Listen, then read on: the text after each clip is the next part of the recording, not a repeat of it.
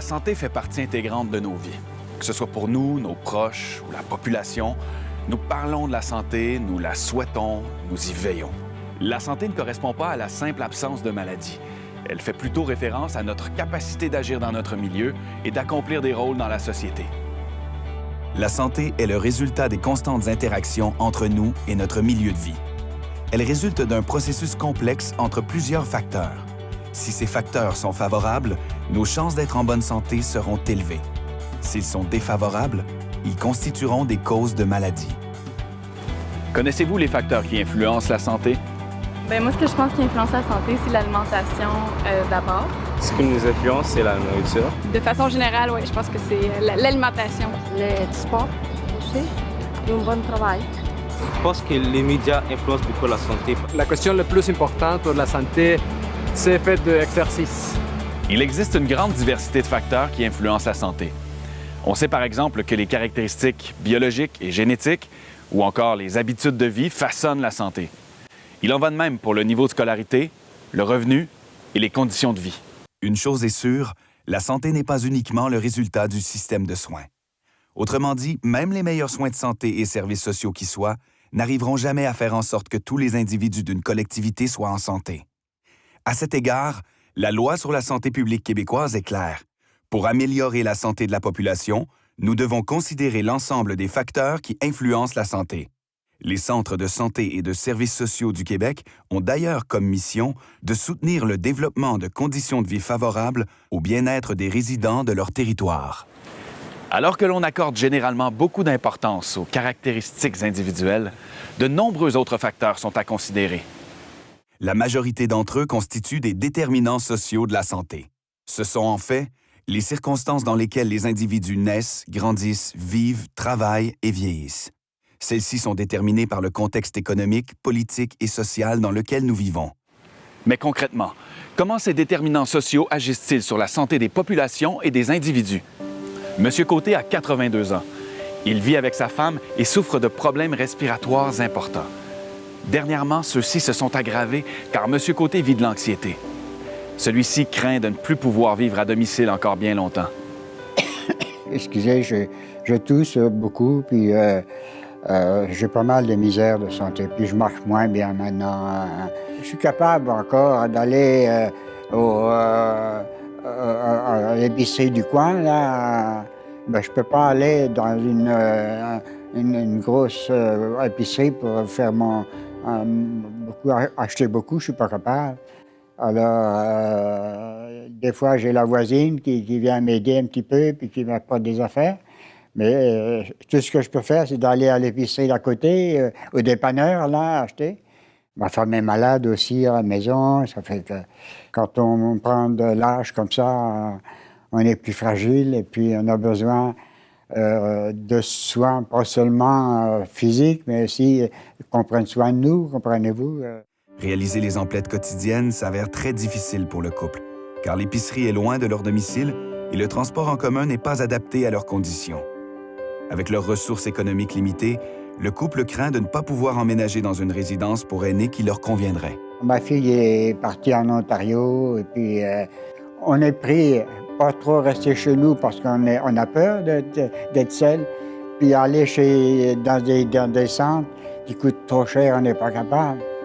C'est ça, c'est les problèmes qu'on peut avoir quand on est âgé. René a récemment vécu un autre épisode dépressif.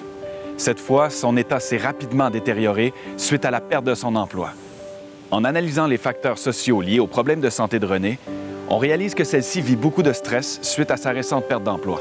J'ai perdu mon emploi parce que la compagnie pour laquelle je travaillais, bien, ils ont décidé de mettre du monde dehors. Ils ont dit que les ventes avaient baissé, puis ils ont dit que c'est à cause du marché, de l'économie. Puis, tu sais, vu qu'on n'avait pas de sécurité d'emploi, bien, ils ont fait ce qu'ils voulaient, puis ils nous ont mis à la porte. Tu sais, moi, j'ai juste un secondaire 4, puis avec ça, bien, on va pas bien loin. Souvent, ils nous demandent nos diplômes, je l'ai pas.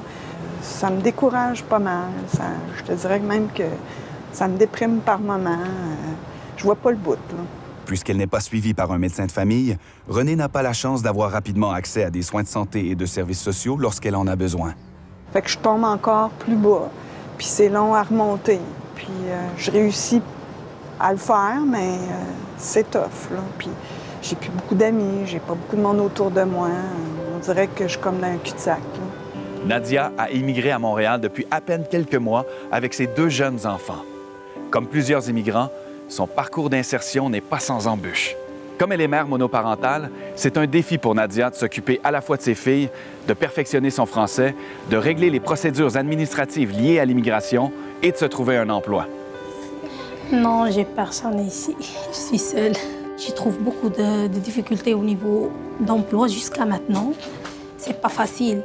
Parce qu'il vient des beaux diplômes dans notre pays. Il faut avoir l'équivalence ici et étudier aussi. Parce qu'ici, c'est très cher par rapport à notre pays. Il faut avoir un bon travail pour vivre mieux ici. Pour Nadia, comme pour plusieurs nouveaux arrivants, ce n'est pas toujours évident de trouver un logement adéquat, abordable et près des services de proximité.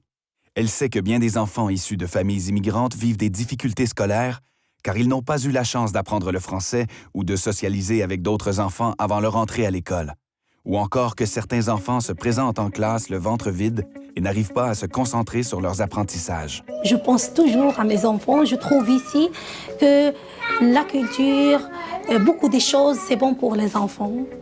C'est pour cela que j'aimerais bien rester ici. Ces situations nous permettent de prendre conscience du poids des déterminants sociaux sur la santé des individus. Les déterminants sociaux de la santé peuvent expliquer différents écarts de santé entre différents sous-groupes de la population. C'est ainsi, par exemple, qu'on peut retrouver dans des milieux défavorisés ou des personnes à faible scolarité ou à faible revenu, 2 fois plus de décès dans ces populations-là. Leur vie est plus marquée par la maladie, l'incapacité. On retrouve 5 fois plus de décrochage scolaire, beaucoup plus de grossesse à l'adolescence et chez les jeunes femmes de moins de 20 ans, et plus d'hospitalisation chez leurs poupons au cours de la première année. Alors, c'est ce qu'on appelle des inégalités sociales de santé. Par contre, il est possible de réduire et même d'éliminer ces inégalités par des mesures de santé publique ou d'autres types d'interventions. Au Québec, de nombreuses actions sont posées pour favoriser le bien-être et la santé de la population. Des lois, des services, des programmes et des initiatives visent à agir sur l'ensemble des déterminants sociaux de la santé. Néanmoins, beaucoup de travail reste à faire et un effort constant est nécessaire. Il existe plusieurs approches qui visent à contrer ou à réduire les inégalités sociales et de santé, tout en tenant compte de leur complexité. On retrouve l'approche globale qui vise à regarder l'ensemble des conditions de vie de la personne. Il y a aussi l'approche interdisciplinaire qui permet une compréhension intégrée des problèmes et des besoins de la personne. Une troisième approche qu'on nomme l'approche partenariale ou intersectorielle permet d'établir des liens avec des acteurs provenant soit du communautaire, soit de d'autres milieux d'intervention. On retrouve aussi une quatrième approche qui est une approche de développement local des communautés, qui consiste, je dirais, à amener les personnes à reprendre de l'autonomie et aussi à reprendre leur sens de l'initiative en vue d'améliorer leur qualité de vie et leurs conditions de vie aussi. Il y a aussi d'autres approches, mais ce qu'on doit savoir, c'est que dans toute approche, il doit y avoir une certaine dose de souplesse et que les approches peuvent se succéder comme elles peuvent s'entrecroiser. Et si toutes ces actions sur les déterminants sociaux de la santé portaient fruit, qu'arriverait-il à M. Côté, à René et aux familles d'immigration récentes comme celle de Nadia? M. Côté vivrait dans un logement adapté à sa situation, où des services sont facilement accessibles et le système de transport répond à ses besoins. Il pourrait compter sur des programmes et des services sociaux qu'il soutiennent sur le plan financier et qui facilitent le maintien de son autonomie. René serait suivi régulièrement par un médecin de famille qui veillerait à la rencontrer rapidement lorsque sa santé se détériore et elle participerait à des groupes de soutien dans son quartier. Elle pourrait recourir à un programme d'éducation aux adultes adapté à sa situation et à des services de placement en emploi qui soutiennent concrètement les travailleurs mis à pied. Les immigrants comme Nadia seraient tous soutenus dans leur processus d'intégration, notamment pour trouver un logement et un emploi. Les familles immigrantes avec de jeunes enfants pourraient toutes bénéficier de services de garde et d'éducation qui favorisent leur insertion sociale, l'apprentissage du français et, par conséquent, la réussite scolaire. Des initiatives locales soutiendraient le développement des liens entre voisins, comme des fêtes de quartier ou l'aménagement de ruelles, afin d'aider ces familles à se construire un nouveau réseau d'entraide. Le vécu de M. Côté, René et Nadia nous permet de prendre conscience de l'impact positif que peut avoir un ensemble d'initiatives et de services sur la santé des individus. Les intervenants sont directement concernés et peuvent influencer concrètement l'état de santé des populations. C'est pourquoi il est important d'adopter une nouvelle façon d'agir. Connaître les facteurs qui influencent la santé, en particulier les déterminants sociaux de la santé. Reconnaître les inégalités sociales de santé et développer des interventions appropriées. Collaborer avec les acteurs de différents milieux et avec les populations visées.